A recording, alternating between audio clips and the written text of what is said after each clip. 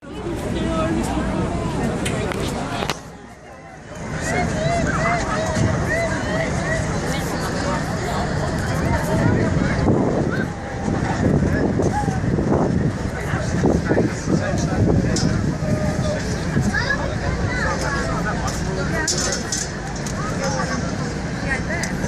but I'm going to wait. I mean, it's only 200 feet like one.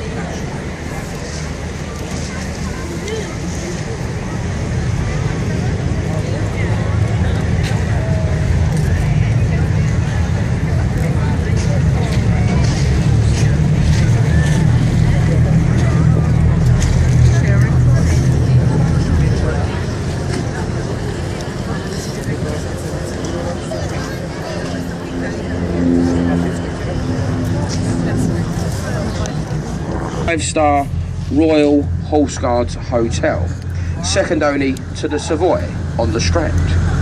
The first bridge is Charing Cross. Either side of the track, the two walkways. The Queen's Golden Jubilee footballs. And as it is our first bridge, what we like to do is give the people on the bridge a little smile and a wave. Anybody up there? Come on, give us a wave, you miserable gits. There we go, that's it, whack a wave. There we go, he's having a nice day. Lovely people. Are you waving, right? Yes? Good man, good man. Now there is another bridge the other side, folks, so don't stop now. Hello there. He's far too cold to wave. Now ladies and gentlemen, if you did get anybody that waved at you off the bridge, that means that they are on holiday here in London.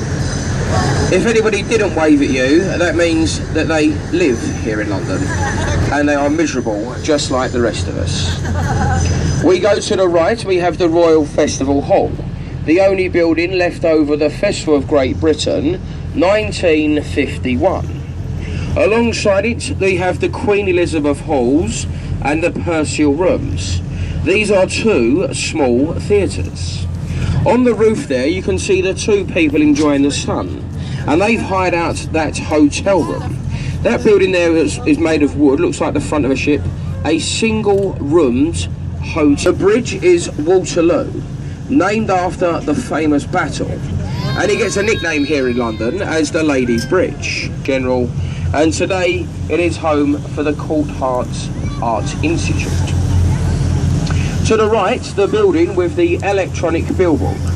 Now that building is this country's National Theatre, incorporating three of the country's finest auditoriums, the Cottleston, the Littleton, the largest is the 3,000-seater Olivier. Alongside it, still saying on the South Bank, we have the black and white office block, the low line as a backdrop. So if anybody knows you're on a boat ride today, give them a little smile and a wave. You may just be on telly. We stay to the right and we have the red building there, bars and restaurants.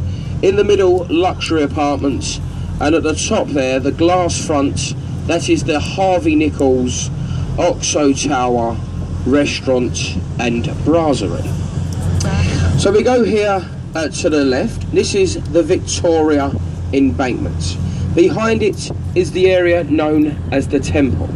If anybody remembers the Harry Potter films, this is where a lot of it was filmed. And we follow the embankment wall along. We come to another red building behind the black ship, which is the President's. And this is the old Zion College and Library. It is home to the British clergy, and it houses rare manuscripts and religious journals, and where the first Bible was translated from Latin to English on the William Caxton Press. Alongside it you have the white building, the green sloping roof, and that is the old City of London School for Boys.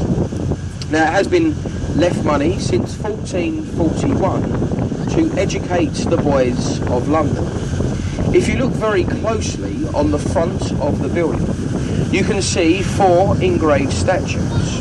Now from left to right, they are of John Milton, Francis Bacon, Isaac Newton and William Shakespeare, and they are arguably some of this country's finest scholars. It has now been turned into a very wealthy American bank owned by J.R. Kingdom Brunel. You can see there is no top to the bridge. It was taken down in the 1980s due to the heavy modern day trains. The red supports, they were left through fear of undermining the foundations of the other 2 bridges. The last one is the rail bridge. Now you can visit St Paul's. You can climb through the Whispering Gallery, climb the 527 stairs, on top of the dome a viewing platform. Also go down into the crypt. There you will see the tombs of Admiral Lord Nelson, the Iron Duke Wellington, and the architect himself, Sir Christopher Wren. Now there is only one monument to that architect, a simple message above his tombstone. Translated from the Latin, it reads, "Reader, if you wish to seek my monument, take a look around you." And that's implying that he was commissioned to build over 50 churches here after the Great Fire, and of course his masterpiece there to the left. We pass beneath the Millennium Footbridge. It takes us over here to the right, and we can see the building with the large chimney. That is the old Bankside Power Station. It was taken out of commission in the 1970s. It was then turned into the Tate Gallery of Modern Art. Alongside the modern art we have the performing arts. The white building with the thatched roof is William Shakespeare's Globe Playhouse Theatre, the only building in London to be made of wooden thatch since the Great Fire of 1666. The red flag you see flying there indicates that a play is in session. This year is the first year that they will reenact all of Shakespeare's 38 different plays and sonnets in 38 different languages. Alongside the International Shakespeare Globe Centre, it was opened by the Queen in 1997. Now all along the area to our right, back in Elizabethan London, this would have been your entertainment district. You would have had all your illegal gambling dens, gin parties, cruel animal sports, and the houses of negotiable happiness. Dr. Johnson, the man who invented the English dictionary. Marlowe, Dickens and Shakespeare, they all frequented this establishment. Now Charles Dickens, originally from Portsmouth on the coast of 180.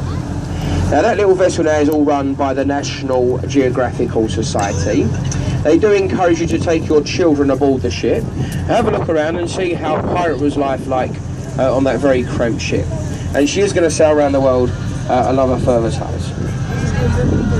Well, You can hear the bells of the 4 delicate spires there of Southwark Cathedral, a place of Christian worship since the 16th century. In 1805, a young man by the name of John Harvard, he was the son of a Bermondsey butcher, baptised his church. That was the old church which once stood on the medieval London Bridge. Now remember that old London Bridge, it had 22 working arches. That one has got 1. So imagine how cramped it was in it. It had shops, houses and a chapel on board the church, on the bridge. We go to the right and we have the tallest building in Western Europe. It is called the Shard. Open on the 1st of February this year, it does stand at 310 metres tall, 1,017 feet. Luxury living quarters, office spaces and the Shangri-La Hotel, designed by the Italian architect Renzo Piano. Now don't worry about the Belfast. Built in Belfast, Northern Ireland in 1938 at the Harland and Wolff shipyards, the same shipyard which built the ill-fated Titanic. She saw action in the Second World War, is now permanently moored here as a floating museum and a mark to British sea power. You can go on aboard the ship. She has 9 decks to explore, from the engine rooms all the way up to the captain's bridge. And children under the age of 16, they go on there for free. You can go down into the engine rooms of the Belfast, play with the engines that don't work. You can go to the gun turrets and fire a gun with no shells. And you can even drive a ship that doesn't move. So it does really make an exciting day out. Give me a little wave on there, hello there, give me a little toot there, go. Because it's probably the most enjoyment they've had all day. Hello there. We've got a building here to the right, that's the London Assembly Hall. A cost of £54 million, it was the work of Ken Livingstone. When he came into office, he spent Londoners' taxes on a new office. £54 million today, it's now home to Boris, the blonde bombshell. And you regularly see him up and down there in the helter-skelter there, coming up with some harebrained ideas. So we're going to turn the boat now, folks, and as we do so, a lovely side-on view of the Tower Road Bridge, the gateway to London. Built in 1894, designed by Sir John Wolfe Barry, the bridge really is one of a kind. A part suspension bridge and a part bascule bridge. The bascules are the centre pieces in the middle. They each weigh 1,100 tonnes. Can be risen in a matter of 90 seconds, allowing tall-masted vessels into this part of London. Now, if you wanted to get Tower Bridge open, it would cost you nothing. All you do, you give the crew of the bridge 24 hours notice and the height of your vessel, and if it is over 9 metres, you will get Tower Bridge open for free. They didn't used to have to ask the height of it, but then someone come up there one day and it was in a rowing boat, and he got it raised up for him and his wife to come through in a waterman's skiff. So now they ask you, most famously as a place of execution, imprisonment and torture. Now a view you can only get from the river, if you look over your left shoulders, you can see on the embankment wall, entry to the Traitor's Gate. If anybody was found to be, you would have been rowed down by a waterman, you would have been taken through that bricked up archway, up onto Tower Green, where you would have had your head